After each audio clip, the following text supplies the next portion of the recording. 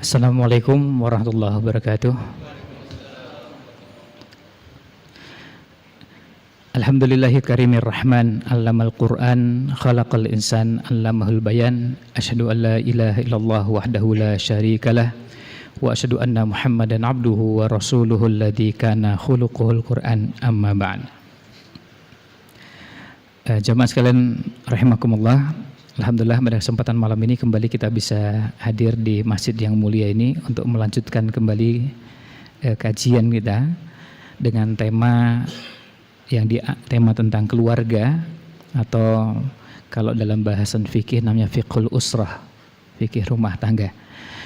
Dan rujukan utama kita diambil dari buku yang judul aslinya berjudul Tis'un wa Tis'una Fikrah Lihayatin Zaujiyatin Sa'idah, 99 tips rumah tangga bahagia. Kalau pada pertemuan sebelumnya kita telah mengangkat 2 tips dalam kehidupan rumah tangga. Yang pertama, punya visi dan tujuan rumah tangga yang sama dan disamakan pemahamannya antara suami dan istri. Kemudian yang kedua, bahasannya berkaitan dengan hak dan kewajiban. Maksudnya suami dan istri sama-sama memahami hak dan kewajiban masing-masing, dan itu diteruskan ketika anak punya anak, kemudian bahkan punya cucu, hak dan kewajiban itu juga ditunaikan. Ada satu bahasan yang ingin kami sampaikan sebagai tambahan penjelasan untuk hak dan kewajiban. Sebagian masalah rumah tangga, dan ini disampaikan oleh penulis, tidak ada di buku ini tapi beliau sampaikan pada saat kami mengikuti pelatihan dari beliau, bahwa sebagian persoalan rumah tangga karena sebagian kakek, sebagian nenek, atau sebagian bapak dan ibu mertua, atau bapak dan ibu untuk anak-anaknya yang sudah berumah tangga, tidak memahami hak dan kewajiban sehingga melakukan intervensi yang menjadi penyebab masalah rumah tangga. Misalnya, sebagian bapak dan ibu yang anaknya sudah berumah tangga dan alhamdulillah sudah punya cucu, merasa bahwa dia berhak melakukan apapun terhadap cucunya tanpa minta izin pada anaknya. Padahal itu bukan anaknya, itu adalah cucunya. Dan cucu itu artinya anaknya dari anak kita. Maka masing-masing rumah tangga harus kita hargai, kita hormati. Setiap rumah tangga punya cara sendiri dalam mengatur dan mengelola kehidupan rumah tangga. Tidak serta-merta setiap orang bebas untuk melakukan apapun mentang-mentang itu cucunya. Dan ketika itu dibiarkan tanpa diberikan rambu, bisa menjadi pemantik atau menjadi pemicu masalah rumah tangga. Contoh yang paling sederhana, misalnya ada sebagian kakek atau nenek yang merasa repot dengan anaknya, merasa repot dengan cucunya. Daripada rewel, ya tak kasih HP aja. Ya, daripada rewel tak kasih HP. Nah, dikasih HP, kemudian dikasih tontonan yang jadi tuntunan, dikasih game, pokoknya yang penting diem. Nah, sementara anaknya tidak berkenan dengan cara seperti itu. Dan kalau anaknya mengatur, dianggap tidak patuh pada orang tua. Yang tidak patuh itu siapa ya? Ini bukankah orang tua yang durhaka pada anak? Karena ini mengasuh intervensi dalam kehidupan rumah tangga anak. Kalau itu melakukan pelanggaran syariat, kita boleh menegur dan mengingatkan anak kita. Tapi yang melakukan pelanggaran justru bapak dan ibunya. Dan kemudian kadang-kadang merasa bahwa bisa melakukan apapun itu kan cucu saya. Ya cucu jenengan, tapi itu anak siapa dia? Itu jadi tanggung jawabnya mbah atau jadi tanggung jawabnya bapak dan ibu. Maka pada bahasan ketiga di buku ini ada bahasan yang judulnya memahami tanggung jawab. Nah, ini menjadi kelanjutan bahasan sebelumnya. Jadi perlu memahami bukan cuma tanggung jawab sebagai suami, sebagai istri, sebagai bapak dan ibu, termasuk juga sebagai menantu, tapi juga sebagai kakek dan nenek. Sebagaimana cucu juga perlu memahami hal-hal seperti itu. Karena masing-masing ada ruang yang menjadi haknya. Dan tanggung jawab ini Dipikul berhubungan dengan poin sebelumnya yaitu hak dan kewajiban. Kalau mau kita lanjutkan agak lebih lanjut dengan bahasan sebelumnya tadi, contoh yang tadi kita sebutkan ketika sebagian orang merasa repot dengan cucunya yang rewel lalu diberikan mainan atau diberikan perangkat yang penting pokoknya diem, bisa jadi cara itu tidak berkenan bagi sebagian rumah tangga, termasuk ketika membelanjakan makanan atau minuman tertentu yang dianggap bagi keluarga tertentu itu tidak diperkenankan. Contoh sederhana misalnya, sekarang sebagian keluarga memiliki kesadaran tentang kesehatan anak, sehingga mereka tidak mau sembarangan makanan masuk ke dalam perut anaknya. Kita semua sepakat bahwa makanan tersebut halal, tapi persoalannya ada sebagian keluarga yang merasa bahwa ingin memberikan makanan yang bergizi. Masalah gratis atau enggak itu nanti lain ya, itu karena itu gratis MBG namanya. Kalau yang tidak gratis itu dari bapak dan ibunya. Nah, tapi persoalannya adalah ada sebagian yang memilah dan memilih. Seperti sekarang misalnya kita mendapati ada sebagian anak yang kalau makan menuntut tuntutan-tuntutan tertentu. Ada orang tua yang dengan hati-hati dan ketat membimbing anaknya supaya terbiasa makan makanan yang bergizi. Sayuran, buah-buahan, dan tidak sembarangan makanan masuk yang penting enak. Coba kita bisa lihat sebagian anak sekarang kalau ditawari makanan, itu memilih makanan-makanan berupa mie instan, nugget, sosis, dimsum. Belum lagi makanan-makanan sejak muncul yang namanya globalisasi kuliner. Makanan Korea, makanan Jepang, makanan itu dan itu lebih dikenal daripada makanan-makanan tradisional. Makanan-makanan yang biasa kita kenal dan justru gizinya jauh lebih besar gizi dari makanan-makanan tradisional kita daripada makanan dari luar tadi. Ada sebagian keluarga yang punya kesadaran tentang makanan, sehingga mereka tidak berkenan anaknya diberikan makanan ini dan itu. Tapi tadi sebagian mbah yang kadang-kadang merasa daripada cucunya rewel, tak belikan es saja, tak belikan permen ya. Nah, belum tentu bapak dan ibu berkenan putranya dikasih permen dan dikasih es. Kita sekali lagi tidak membicarakan bahwa permen itu halal apa tidak, bukan itu. Tapi ada yang membatasi menu-menu tertentu masuk ke dalam perut anaknya dalam jumlah yang terlalu banyak, maka perlu diatur. Maka idealnya gimana kalau ada di antara bapak ibu sekalian berada pada posisi sebagai mbah, kakek, nenek, ketika hendak memberikan makan minta izin pada putranya. Nah, putramu itu biasa dikasih permen enggak? Kalau disampaikan enggak, saya enggak biasa ngasih permen untuk anak saya. Ya sudah, minta izin, dan kemudian kalau enggak biasa ya harus dihormati. Tidak boleh intervensi dan nggak boleh mengatakan, "Mbok ya sesekali dikasih loh." Nah, kok jadi maksa begini? Ini rumah tangganya rumah tangga siapa? Rumah tangga bapak atau rumah tangga saya? Tentu bapak tidak boleh intervensi masuk ke rumah tangga orang. Ini contoh permen itu hanya cuma contoh sederhana, karena nanti kalau mau dikembangkan contohnya tentu bisa semakin rumit dan semakin banyak. Bukan cuma persoalan permen, es krim, tapi juga masalah-masalah yang lebih rumit daripada sekedar permen dan es krim. Karena nanti sebagian bapak dan ibu merasa maksud yang gini juga nggak boleh. Nah, ketika kalimat itu dimunculkan, apalagi merasa bahwa bapak dan ibu yang berada pada posisi sebagai mbahnya itu merasa berhak. Ya. Nah, merasa berhak ini berarti persoalannya berhubungan dengan hak dan kewajiban. Padahal ini berhubungan juga nanti dengan yang namanya tanggung jawab. Ini tanggung jawabnya siapa? Anak itu tanggung jawab bapak atau tanggung jawabnya kakek? Tanggung jawabnya ibu atau tanggung jawabnya nenek? Kan begitu. Dalam syariat kita, anak itu tanggung jawabnya bapak dan ibu, bukan tanggung jawabnya kakek dan nenek. Sehingga ketika disebutkan dalam Al-Quran bahwa itu perannya ada pada bapak dan ibu, maka dialah yang mengatur, dia yang punya kewenangan untuk memikul amanah ini. Kalau meminjam istilah yang digunakan oleh Profesor E. Sunardi, ini satu-satunya profesor di bidang ketahanan keluarga di Indonesia, di IPB Bogor, dia membahas ini dalam 3 bahasan. Ada namanya tugas, ada namanya peran, dan ada namanya fungsi.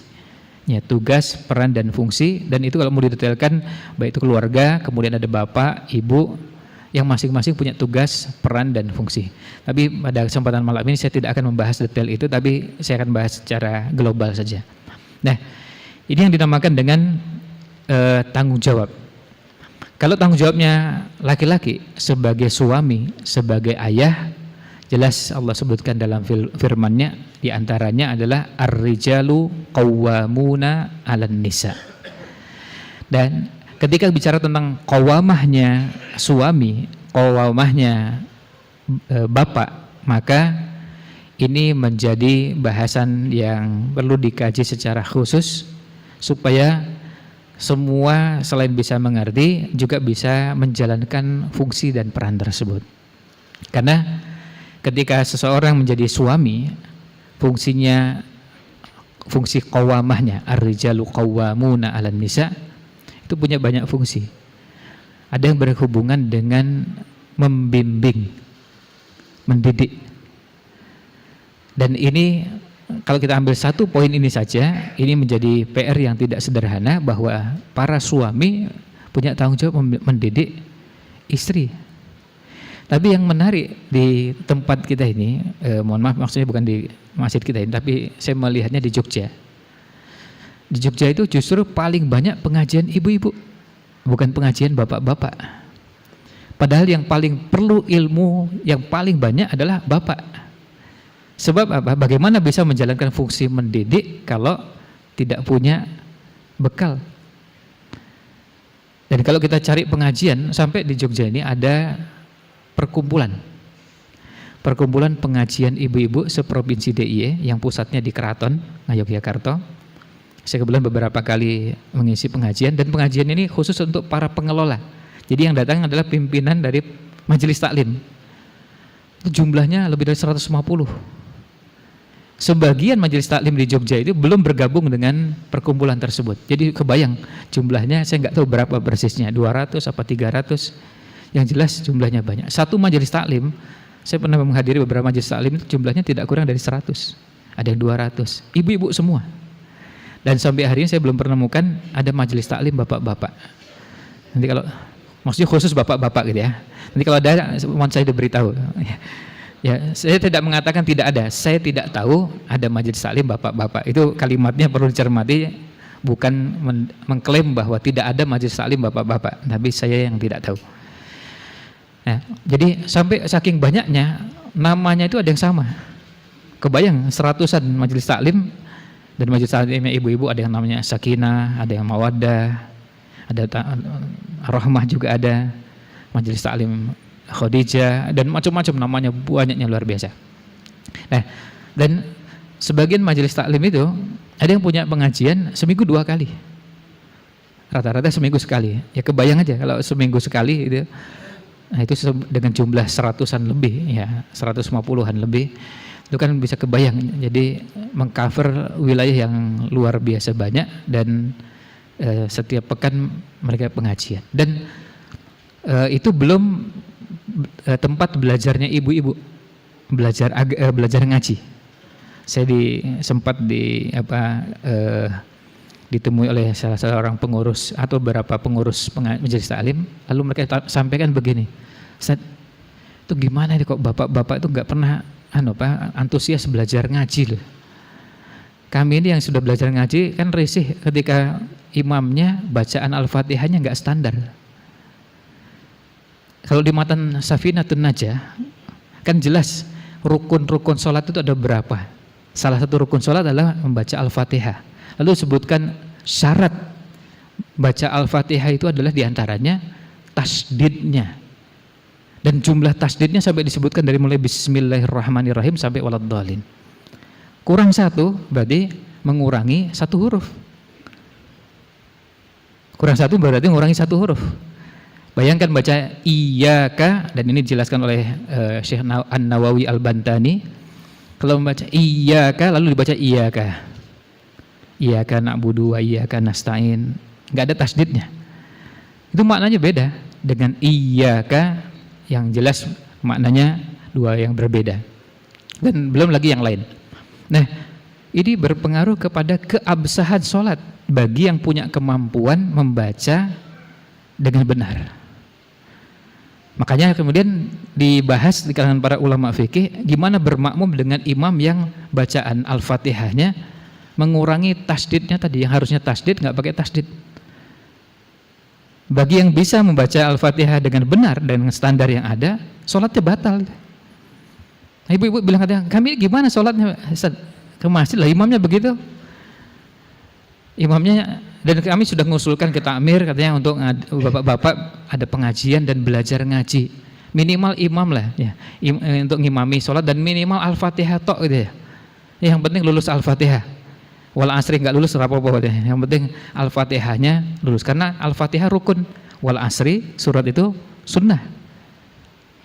Kalau rukunnya nggak terpenuhi kan nggak sah. Nah ini keluhan dari sebagian ini disampaikan di kota gede waktu itu ada ibu-ibu yang nyampaikan ini kira-kira solusinya gimana menyelesaikan ini karena di beberapa masjid seperti itu. Dan saya pernah ditegur ketika mengantar salah seorang pimpinan MUI pusat ke salah satu musola sholat maghrib, bacaan Al-Fatihahnya nggak standar. Terus beliau bilang, Ustaz, antum tahu ini imamnya yang akan ngimami yang ini? Saya bilang, iya Ustaz. Lah kalau gitu kan kita ngulang sholat gitu ya. Oh iya, mak celup gitu langsung gitu. Kalau ngulang sholat kan repot gitu ya. Ya beliau bilang, kok nggak bilang? Kan kalau tahu imamnya yang akan ngimami, yang biasanya ngimami maghrib di imam ini, kan arahkan ke masjid lain yang bacaan Al-Fatihahnya standar. Kalau kurang ikhfa, kurang idgham itu masih bisa dimaklumi. Tasdid lah, hilang tasdidnya. Atau yang nggak ada tasdid jadi tasdid, nah, itu kan nambah huruf namanya.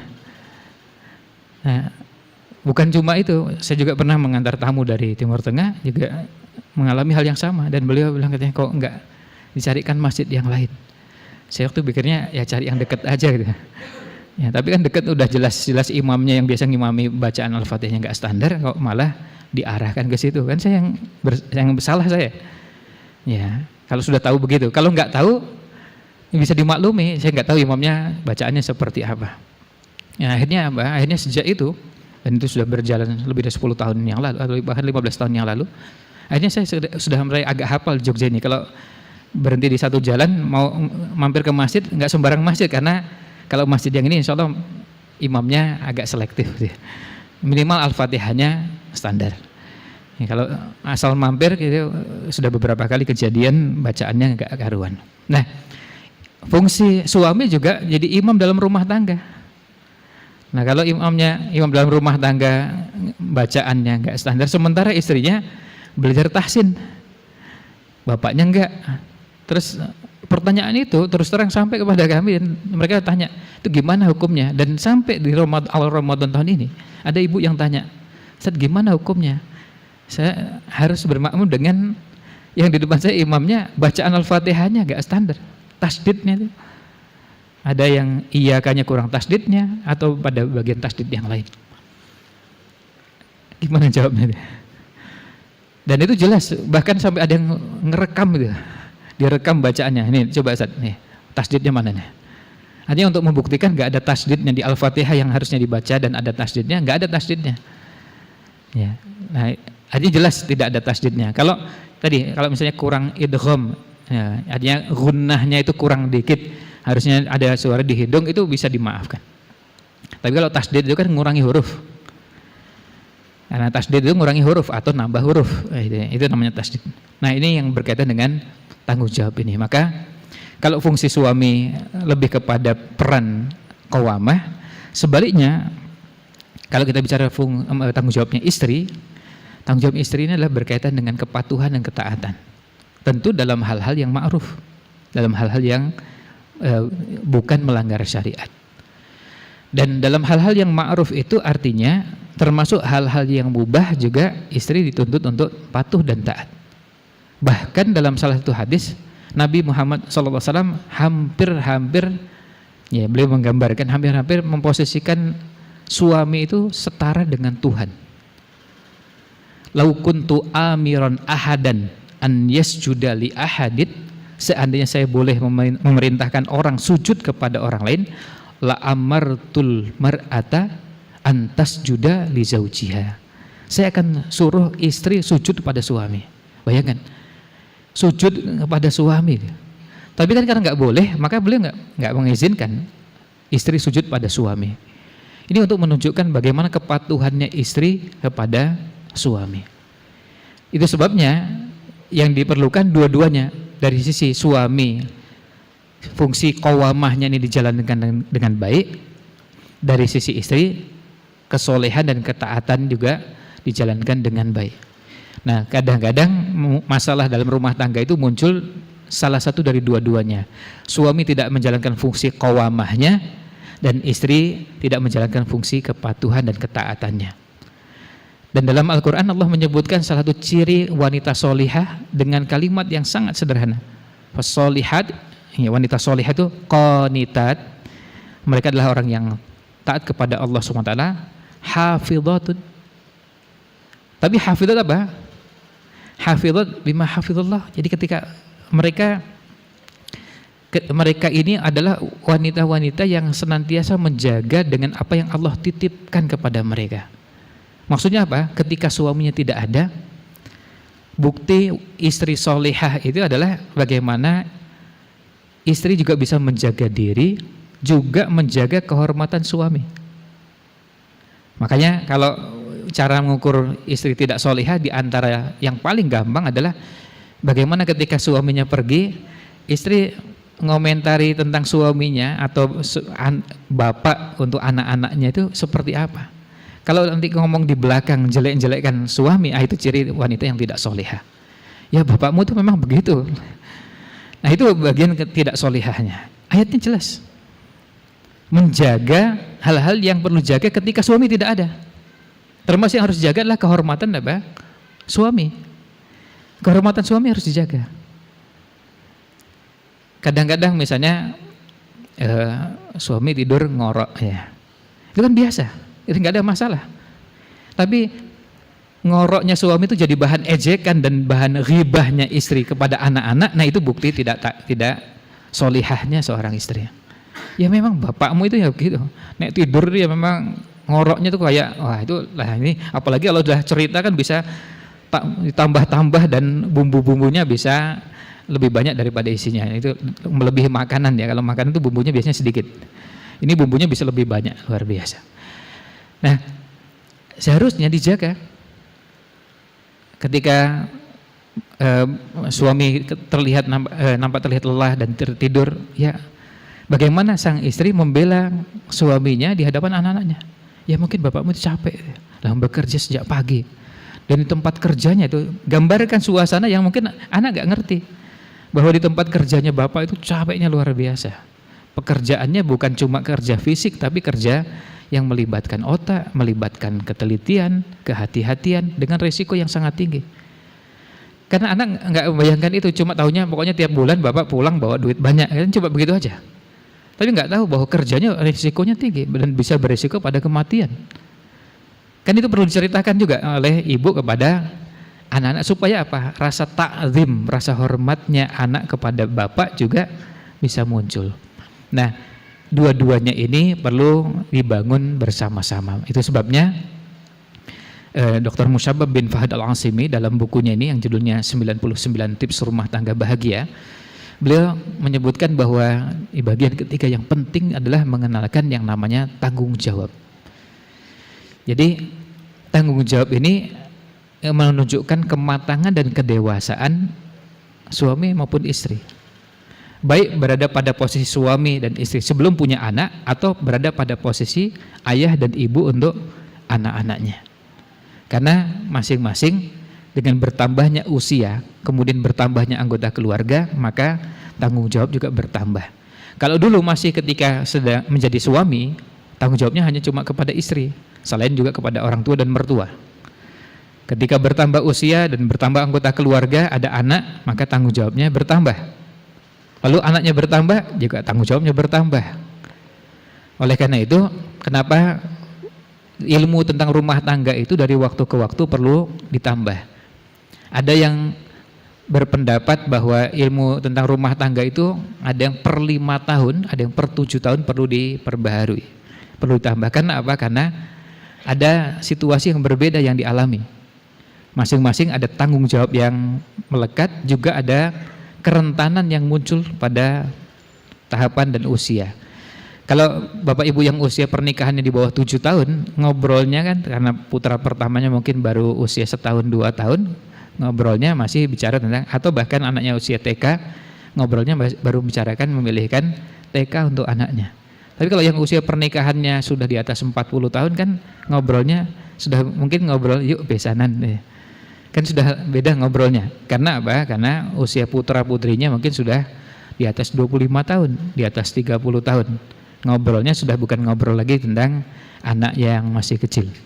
Meskipun mungkin anak kesekiannya, anak kelima, keenamnya masih kecil, tapi anak pertama mungkin sudah selesai kuliah, bahkan sudah bekerja. Nah, tanggung jawabnya berbeda. Dan tanggung jawab untuk ketika anaknya masih cuma 1 dengan anaknya 2, 3, 5, 7 tentu menjadi berbeda. Tanggung jawab itu ada yang bertambah, bertumbuh, termasuk tanggung jawab yang berhubungan dengan nafkah. Kan ketika anaknya bertambah banyak, kemudian nafkah yang harus diberikan juga karena anaknya tambah banyak, berarti kan bertambah. Nah, tanggung jawabnya menjadi semakin berat. Ada sebagian calon istri ketika sebelum mendapatkan suami, pada saat berdoa kepada Allah salah doanya. Berdoa minta kepada Allah supaya mendapatkan suami punya penghasilan tetap. Ya. Nah, doanya keliru, punya penghasilan tetap. Nah, ternyata betul Allah kabulkan dan penghasilan tetap terus, itu nggak nambah-nambah. Jadi ketika anaknya 1 tetap, anaknya 2 tetap, dan anaknya 3, 4, 5 penghasilannya tetap, dan Allah kabulkan sesuai dengan permintaannya. Kan mintanya punya penghasilan tetap, padahal anaknya tambah terus. Ya dulu nggak punya anak, sekarang punya anak. Anaknya sekarang 1, lalu 2, 3. Lah kalau anaknya 3 dengan belum punya anak kan, kalau dengan penghasilan tetap bisa jadi bebannya tambah berat. Ya.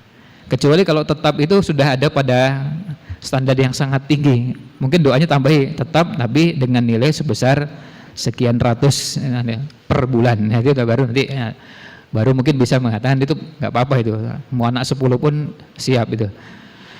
Ya, tapi kan kalau anak tetap itu nggak pakai keterangan lanjutannya, ya itu tadi bisa jadi berisikonya begitu anaknya tambah tapi penghasilannya tetap, padahal bebannya bertambah.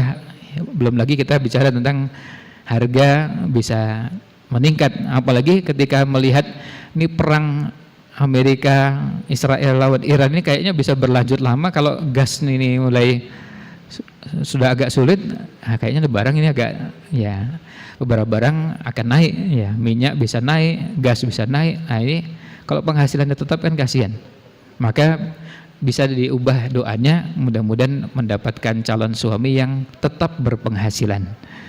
Ya itu agak lumayan itu. Ya kalau penghasilannya tetap, nah ini nggak nambah-nambah. Nah ini Bapak Ibu sekalian, mudah-mudahan ulasan yang bisa kami sampaikan ini, ada manfaat yang bisa diambil. Tidak harus banyak yang kita tidak harus banyak poin yang kita angkat, tetapi mudah-mudahan meskipun cuma 1 atau 2 poin, tapi ada bekal yang bisa jadi modal untuk menjalani kehidupan rumah tangga. Karena masalah rumah tangga itu seperti yang kami sampaikan tadi malam, masalahnya tidak pernah berakhir. Masalahnya bisa datang terus, bisa datangnya pagi, siang, sore, malam.